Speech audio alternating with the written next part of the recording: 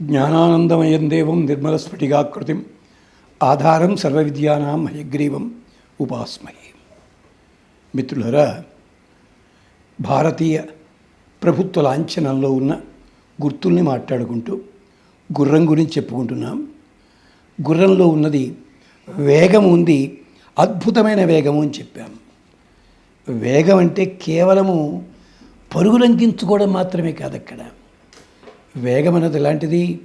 లక్ష్యము అందుకోవడానికి ఎంత వేగం కావాలో అంత ఉపయోగించాలి. తక్కువ దూరం ఉందనుకోండి, ఎక్కువ వేగంగా పెడితే త్వరగా పెడతామని ఉంది నిజమే, కానీ ఆ వేగం వృధా అవుతుంది. అంటే నువ్వు లక్ష్యం చేరుకోవడానికి ఎంత దూరం ఉంది, దాన్ని బట్టి నీ వేగాన్ని సరిదిద్దుకోవాలి.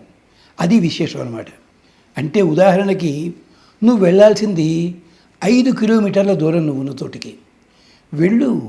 చక్కగా ఏది నీ వెహికల్ ఉంటే వెహికల్ మీద వెళ్ళు, కారు మీద వెళ్ళు. కాదు, చుట్టుపక్కల పరదాలు కట్టండి, నేను హెలికాప్టర్ మీద పెడతాను. అవసరమా? నువ్వు ఉన్నదంతా అంటే వేగం అన్నది ఎప్పుడూ కూడా కేవలం వేగంగా చూడకండి, లక్ష్యశుద్ధి, లక్ష్యమునకు. అలా ఒక ప్రణాళిక వేశాం. ప్రణాళిక వేస్తుంటే అది బాగా చెయ్యాలి. అది ఎంతవరకు చేయాలో ఆలోచించుకో, దానికి ఎంత ఖర్చు ఆలోచించు. అంతే తప్ప నేను దానికి 500 కోట్లు ఇచ్చేస్తామంటే 500 కోట్లు ఇచ్చాను, అది జరిగేది 3 ఏళ్ళు అయితే 2 రోజుల్లో అవుతుంది. అది కాదు కదా. అదనమాట. అంటే మనం తినే తిండి ఎలాగైతే సరిగ్గా సరిపోతుంది, ఇది వేగానికి సంకేతము. అలాగే విద్యార్థులు కూడా వేగం ఎలా సంపాదించాలి? టకటకటక చదివేయడం కాదు, చదివింది ఎంత చదివావో నీ మనసులో, ఇది వేగము. గుర్రమునకు వేగం అన్నదాన్ని దీన్ని వేదం తమాషాగా చెప్పింది. అలాంటి వేగాన్ని ప్రజలారా మీరు అలవాటు చేసుకోండి. ఎక్కడ మీ శక్తిని ఎంతవరకు వినియోగించుకోవాలి అంతవరకు వినియోగించకండి అని చెప్పడానికి ప్రభుత్వ లాంఛనముగా ఆ రోజుని ప్రభువులు గుర్రాన్ని అందుకోసం ఉపయోగించారు, మంచి వేగము. అంతేకాదు శత్రువుల్ని మట్టి కనిపించడం. అది అంటే అర్థం ఏమిటి? యజమానిని రక్షించి తీరాలి.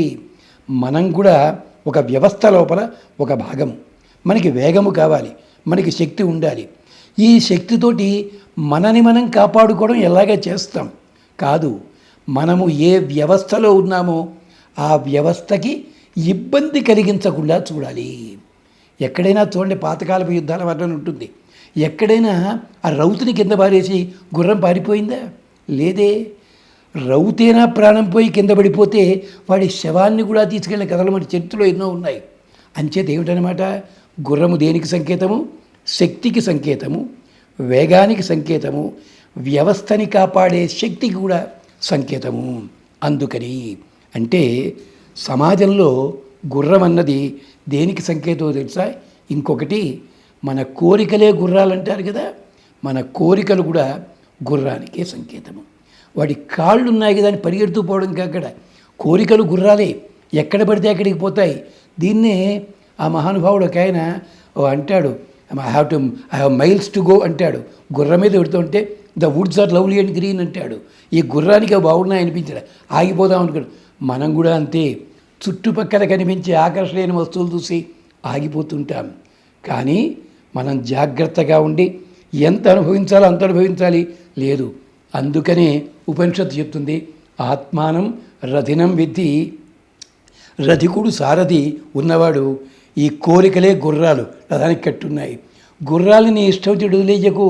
అంటే గుర్రం కూడా మనకి పాఠం చెప్తోంది, కోరికలు అదుపులో పెట్టుకునే ప్రయత్నం చెయ్యి, అనుభవించు, ఆనందము కావాలి. అంటే చూడండి, వ్యక్తిత్వ వికాసానికి మన ప్రభుత్వ లాంఛనము కూడా గుర్తు చేస్తోంది. అంచేత నీకు సమాజంలోంచి ఏది కావాలో అది తీసుకో, వద్దనంటలేదు. కానీ అదే ప్రధానమని చెప్పి సమాజాన్ని ద్రోహం చేసావనుకో, ప్రమాదం జరుగుతుంది, జాగ్రత్త, చివరికి ఎటు కాకుండా పోతావు అని చెప్పడానికి గుర్రానికి సంకేతము. అంచేత దీన్ని ఏం చేయాలి? గుర్రాన్ని అలా అట్టే పెట్టాలి. అంతేకాదు గుర్రము సమాజానికి ప్రతీకని చెప్పడానికి గుర్రాన్ని బండికి కట్టేటప్పుడు ఎంత అవస్థపడతారో మీకు ఏమన్నా తెలుసునా?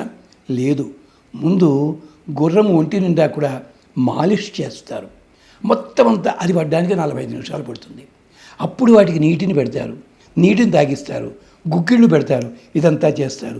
చేసిన తర్వాత మెడ మీద ఇవుతారు. అంటే గుర్రాన్ని ఎంత బాగా తయారు చేస్తే అంత బాగా రథానికైనా కట్టచ్చు, బండికైనా కట్టచ్చు చేతి. అలాగే మన వ్యవస్థ కూడా గుర్రము వంటిది. ఈ వ్యవస్థ బాగుపడాలంటే ముందుగా ఈ వ్యవస్థకి సంబంధించిన పరికరములు ఏవి కావాలి, వ్యవస్థకి సంబంధించిన ఇతరములు ఏవి కావాలి, అవి సరిగ్గా ఉన్నాయే లేదా, ఇవన్నీ మనం చూసుకోవాలి. చూసుకుని వాటికి సమర్పణ చేసిన తర్వాత అప్పుడే వ్యవస్థ గుర్రములా ఉంటుంది, పరిగెడుతుంది. అంతే తప్ప ఇవేమీ చేయకుండా బండి కట్టేస్తే గుర్రం పరిగెడుతుందా? ఇవేం చేయకుండా రన్ చేయమంటే నడిపించగలమా? లేం కదా. అందుకని గుర్రము దేనికి సంకేతము? మన వ్యవస్థలో ఉన్న శక్తికి, నిర్మాణ శక్తికి, నిర్వహణ కీర్తికి గుర్తనమాట. అందుకని అది గుర్రము. ఇక మరి సింహాలేమిటి, అది కూడా మాట్లాడుకుందాం మనం తరువాతి భాగంలో. స్వస్తి.